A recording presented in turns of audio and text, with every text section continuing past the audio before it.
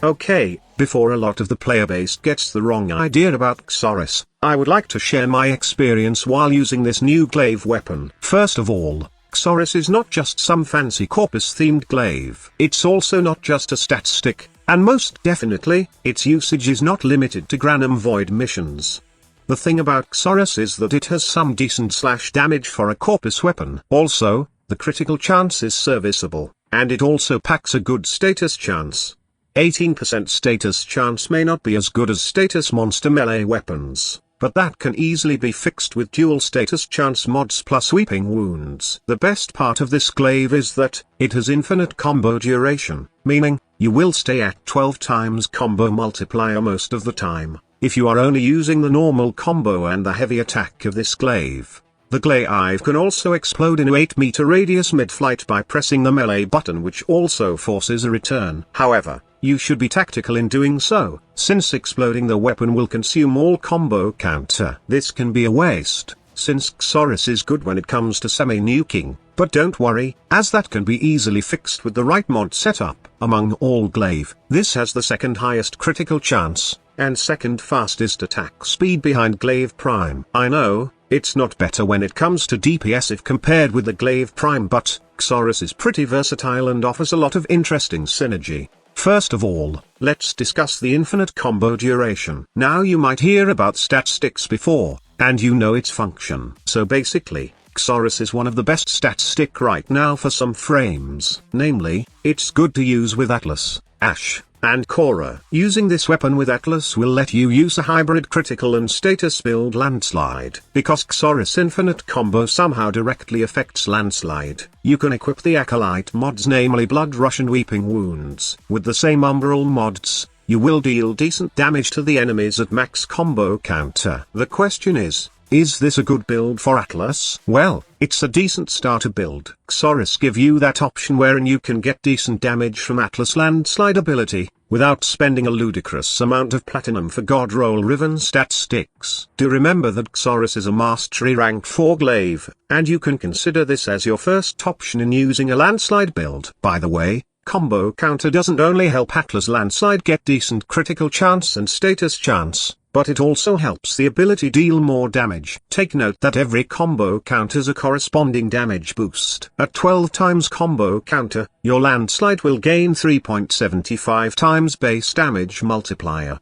However, Atlas is just the tip of the iceberg. If you want some stupid synergy with the Xoris, then try out Korra. This whip-cracking crazy cat lady can give Sarin run for her money in the Elite Sanctuary Onslaught. Whipclaw is a better version of landslide in many ways. This Korra ability got a massive 25% critical chance, 20% status chance, and a crazy 200% critical multiplier. The best part is, it's very easy to build up your combo counter with Korra since she got her ensnare ability to group enemies. Korra with Xoris at max combo counter will completely melt everything in seconds. The red crit paired with viral and heat damage is so good that it will definitely make anyone drool out of goodness. To replicate this build, all you need for Korra is a good amount of power, strength and range, paired with max efficiency. The duration part isn't really needed, since Whipclaw doesn't scale with duration mods, and the duration on the ensnare ability is sufficient enough to get your combo counter to max. For the Xoris build, you can do a viral crit build for this weapon when wielded by Korra. This build will give you insane red crit and viral damage value. Not to mention that it will also deal with some good amount of slash and bleed when these types of damage procs. Also, if you will use this setup for endgame purposes, then I would suggest going with Condition Overload over Primed Pressure Point. Condition Overload scales better at endgame levels, and you won't have any problem taking advantage of this mod, since you can proc status and physical damage with this mod setup.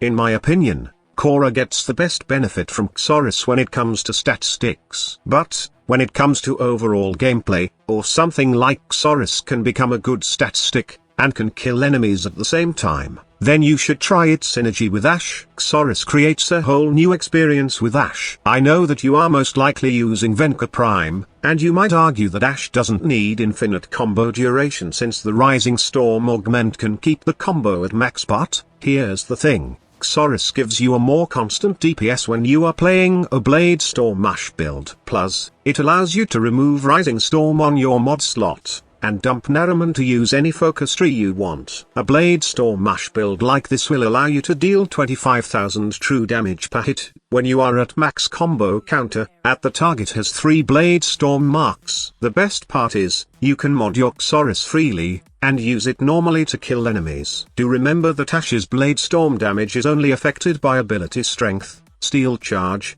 Banshee's Savage Silence, Excalibur's Radiant Finish, Naraman's Executing Dash, Arcane Fury, Arcane Blade Charger, and combo counter multipliers. For this combo, we only need a decent power strength for Ash, and Xoris to be at max combo counter. And with this setup, you can freely use Blade Storm and Xoris to kill enemies. But like I've said earlier, Xoris is not just a stat stick. It's also an absolute beast without the help of any Warframe abilities. Warframes need Xoris to be good, but the Xoris doesn't need them. As you can see, it obliterates these high-level armored enemies easily at max combo counter. To say that Xoris is garbage because it's a glaive is utterly foolish. I completely know the fact that some players don't see the goodness of glaives right now, since they got accustomed to using glaives on idle and hunt, on with a glaive prime and pistol combo. In the past, combo counter doesn't matter that much, since all you need is a good pistol with decent status chance to proc elements, and finish them up with a heavy attack glaive prime. In addition, glaives are considered a beast when it comes to idle and hunting in the past. They are very effective,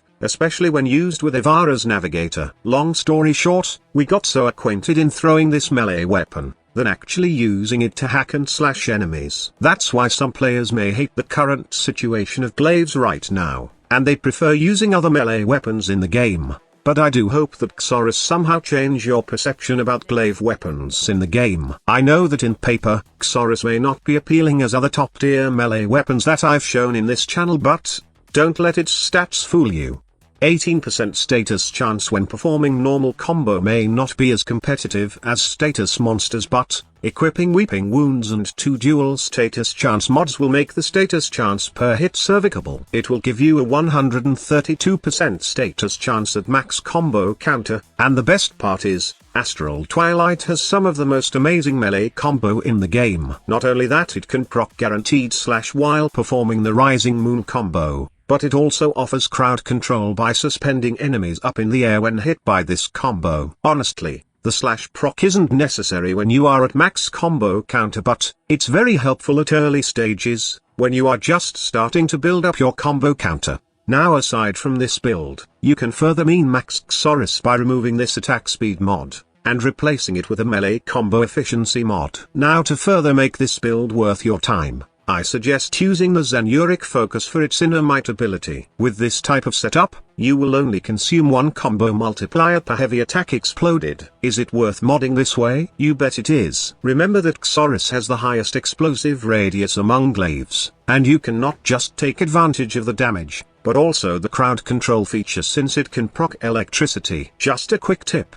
equip Arcane Strike if you feel that your Xoris is a bit slow. Another thing that you need to know about Xoris is that, this weapon paired with Kuvanuka is an absolute beast. You may not able to perform the Rising Moon combo from Astral Twilight while using a pistol glaive combo, but who needs guaranteed slash proc when you can get tons of damage boost from condition overload? Also, since Xoris is a slash based glaive, then you can proc slash almost every time at 12 times combo multiplier. Lastly, Xoris is very fun to use with Protea. I don't know if anyone discovered this yet, but we'll mod Protea with 78% duration. Then you can actually bomb a crowd of enemies with the Xoris efficiently. Do remember that Protea's 4th ability will cause a rewind, replenishing your spent energy, and as well as your used up combo counter. Now 6 seconds duration for Temporal Anchor is the best for my playstyle, but you can actually tweak it to your liking. You may lessen or increase the duration depending on your playstyle. With this Protea build, you can actually always nuke the enemies with Xoris Heavy Attack, which has the 3.75 damage multiplier coming from the 12 times combo counter. So that's all about it. I know this is a very long video for a simple weapon, but I just want to show you how incredible this new Corpus Glaive is. The infinite duration opens a lot of synergy, and I consider this glaive as one of the must-have weapons in the game right now. Also, The fact that it's only Mastery Rank 4 makes it a good option for players who just started playing, or at the middle of their playthrough. I hope that you both enjoy and find this video informative. Please leave a like if you enjoyed this video, and subscribe if you want to get more content from us. Thank you so much for watching. Squad Leader signing off.